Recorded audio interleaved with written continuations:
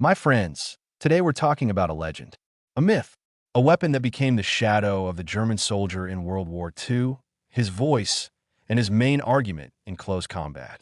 But did you know that the infamous Schmeisser we all see in movies wasn't actually a Schmeisser? That behind this fearsome name lies an engineering marvel born in agony and haste, a weapon meant for the elite that became the tool of the last reserve? Stay with me until the very end. What you're about to learn will flip everything you thought you knew about World War II. We won't just list dry specs. We'll dive into the heart of the era, into the soul of this weapon, and into the minds of those who created it and fought against it. Ready? Let's begin. The forbidden symbol. The truth about the weapon that changed the face of war and became its creator's curse. Prologue. A world on the brink. Before we hold this cold steel, let's travel back to the late 1930s. The world isn't yet engulfed in total war, but the cracks are widening. In Germany, the Nazis are in power. Their economy, once shackled by the Treaty of Versailles, is surging forward. Factories that yesterday made tractors are now retooling for tanks and planes. Imagine it. Europe is holding its breath. Old generals, raised on the trench warfare of World War I, still think in terms of rifles, bayonet charges, and heavy machine guns. The infantryman with his long rifle is the king of the battlefield. But in the minds of advanced strategists like Heinz Guderian, a new doctrine is brewing: blitzkrieg, lightning war. A war of motors, tank spearheads, and rapid strikes. And what is a rapid strike? It's close combat. It's a fight in tight trenches, urban rubble, and forests. A long rifle is useless here, like a stick against a tiger. A pistol is a last resort. It's not enough. Something new was needed. A weapon that could unleash a storm of lead onto the enemy in seconds, suppress their will to resist, clear a basement or a bunker. And such a weapon already existed: the submachine gun. But initially, it was looked down upon, as a toy for the police or a parade accessory for guards. Why? Because they were expensive, often finicky, and, most importantly, their tactical use was unclear. Giving one to every infantryman? It seemed like madness. A waste of ammunition, low accuracy. The old guard wrinkled their noses. But war is a great teacher and a ruthless expert. It doesn't ask, it dictates. And by the end of the 30s, in the German army, the future Wehrmacht, it became crystal clear: the submachine gun is not a toy. It is a working tool. A tool for the squad leader leading his men into the attack. For the scout silently taking out sentries on a night raid. For the tanker bailing out of a disabled vehicle with only one desire: to survive. For the paratrooper landing behind enemy lines with nothing but the sky at his back. What would this perfect tool be like? Let's put ourselves in the shoes of that German engineer who got the order. He's told, create a weapon. It must be not too fast-firing, but accurate. A hysterical rate of fire is a waste of ammo and an uncontrollable barrel. Compact, to jump with a parachute, fit into a tank hatch, run through a narrow corridor. Reparable. A soldier is not a gunsmith. In mud, dust, and rain, he must be able to fix his second hands with makeshift means. And most importantly, it must be produced by the thousands. Tens of thousands. Hundreds of thousands. Fast and cheap. Quite a wish list on the eve of the apocalypse. Birth of a legend. The MP-38, the aristocrat with a worker's soul. And it appeared in 1938. Meet the MP-38. At first glance, this weapon was hypnotizing. It looked like nothing soldiers had held before. No wood, no carved patterns, polished stocks. Only cold, bare metal and bakelite. It looked like a visitor from the future, crude and honest. Have you ever wondered why form is so important? Why do some weapons become iconic while others, with similar specs, vanish without a trace? It's simple. Form follows function. Every detail of the MP-38 wasn't for beauty. It was for death. Here's what blows my engineer mind. Look at the receiver. It's not round like many. It has those stiff, longitudinal ribs. Why? Two reasons. First, these ribs kept it from deforming in brutal combat conditions. Second, and this is genius, they reduced the surface area for mud and snow to stick to. Less grime, fewer jams. Was this for the soldiers' benefit, or to ensure the weapon didn't fail at a critical moment? Probably the latter. But the result was the same. Inside? Inside was the heart of this mechanical predator. A simple blowback mechanism. No necessity complexity. Just a massive metal block that, under the force of the powder gases, recoils, ejects the cartridge case, compresses the spring, and, driven by it, loads a new round. That's it. Simple as a hammer. But even here, the Germans added their secret sauce, the telescopic guide for the return spring.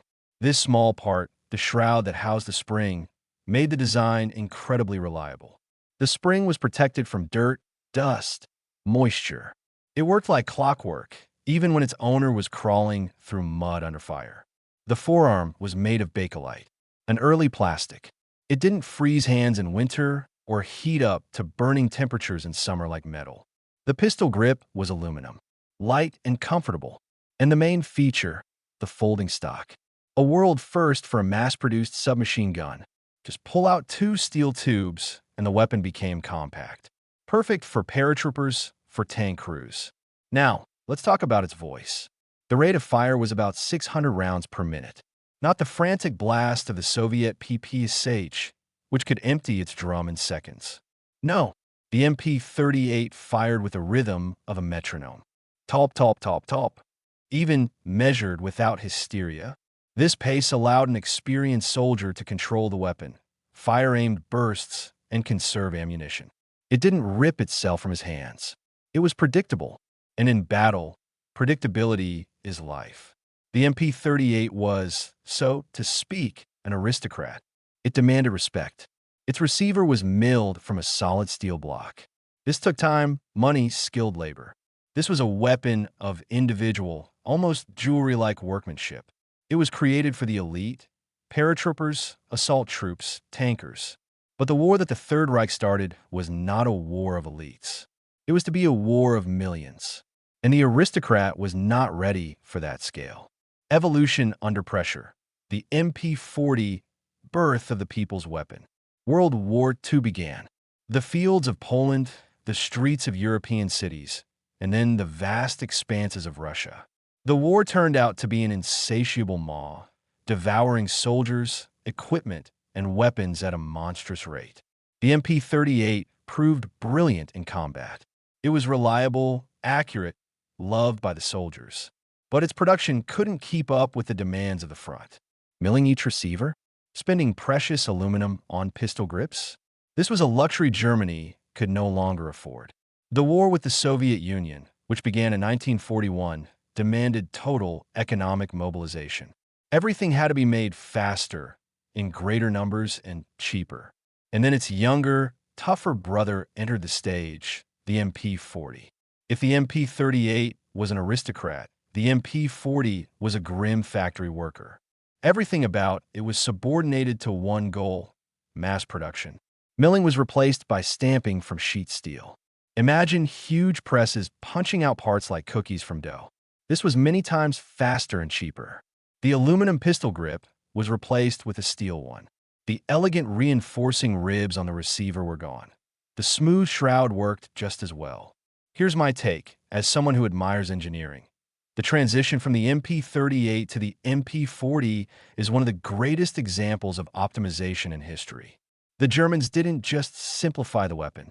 They rethought the very philosophy of its creation. They understood that wars are won not by a genius prototype, but by a reliable and cheap tool that can be produced by the million.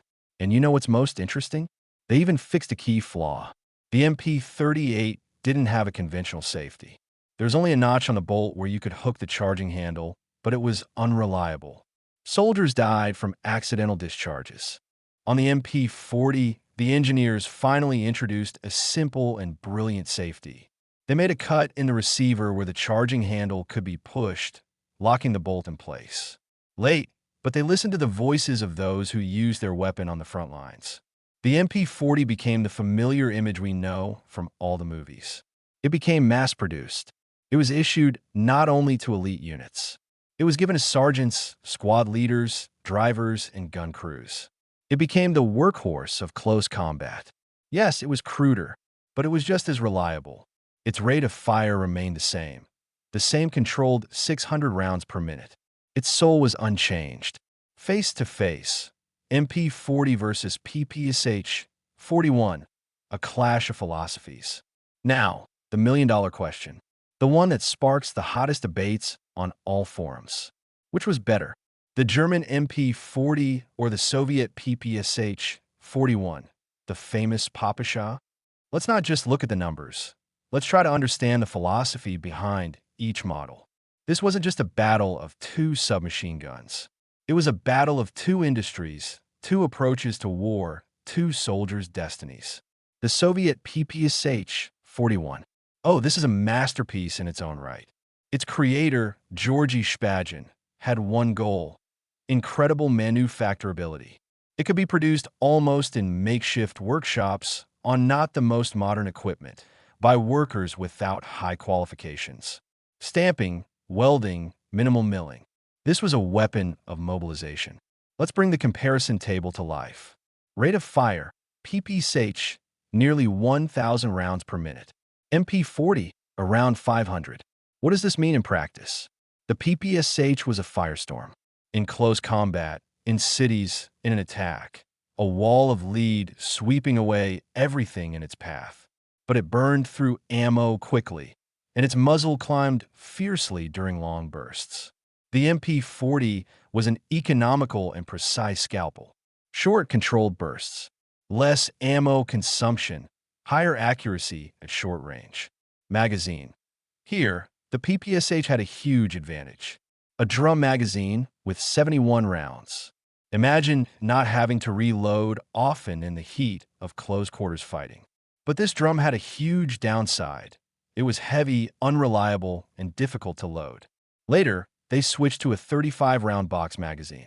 The MP40 had only a 32-round box magazine. Not much. True, but it was simpler and more reliable. Reliability, it's a tie here. Both were very reliable. But the PPSH was a real tank. It could work even when caked in mud. The German MP40 was more sensitive, especially to dirt in the magazine well. And it had one disease, the MP40's fatal flaw. Inexperienced soldiers would often grip the magazine itself, using it as a foregrip. This was a terrible mistake. Pressing on the magazine would shift it in the well, causing horrible jams, failures to feed. Experienced soldiers knew, only hold the forearm or the magazine well. A Soviet soldier could grab his PPSH any which way. It didn't care. So who won? Ask the statistics. Over 6 million PPSH-41s were produced. The MP40, about 1.1 million. War is arithmetic. The side that could produce more simple, reliable, and effective weapons for its multi-million man army won. The MP40 was more accurate, more economical, more convenient for vehicle crews. The PPSH was more powerful, had greater firepower, and was simpler for mass production. Both were geniuses of their era. But one of these geniuses served the side that ultimately lost the worst war in human history. The greatest historical injustice, why the Schmeisser wasn't a Schmeisser. Let's be blunt. Practically everyone calls this submachine gun a Schmeisser. But here's the cruel paradox. Hugo Schmeisser had almost nothing to do with creating the MP38 or MP40.